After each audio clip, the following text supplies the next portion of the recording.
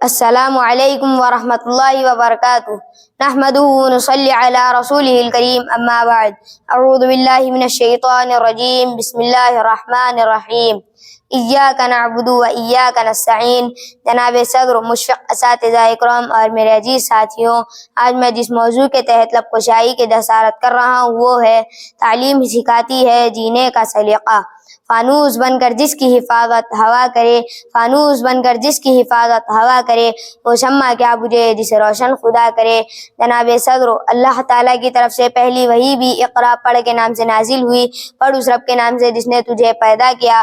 اور پھر یہی تعلیم ہے جس کی بدولت انسان اپنے زور بازو پر ترقی کی اعلیٰ مثال قائم کرتا ہے، علم کے سمندر میں غوطے لگاتا ہے اور یہ اعلان کرتا ہے میرے ہاتھ میں قلم ہے میرے ذہن میں اجالا، میرے ہاتھ میں قلم ہے میرے ذہن میں اجالا، مجھے کیا دبا سکے گا کوئی ظلمتوں کا پالا۔ مجھے فکر امن و عالم تجھے اپنی ذات کا غم، مجھے فکر امن و عالم تجھے اپنی ذات کا غم، میں طلوع ہو رہا ہوں تو غروب ہونے والا، کیونکہ تعلیم ہی سکھاتی ہے جینے کا سلیقہ۔ میرے پیارے نبی صلی اللہ علیہ وسلم نے فرمایا ماں کی گود سے لے کر قبر کی گود تک علم حاصل کرو۔ ایک اور جگہ ارشاد فرمایا قال رسول اللہ صلی اللہ علیہ وسلم طلب العلم فریضۃ علی کل مسلم و مسلمہ۔ علم کی طلب ہر مسلمان مرد و عورت پر فرض ہے، کیونکہ اسی علم کی بدولت اللہ تعالیٰ نے فرشتوں کو حکم دیا کہ وہ آدم علیہ السلام کو سجدہ کرے۔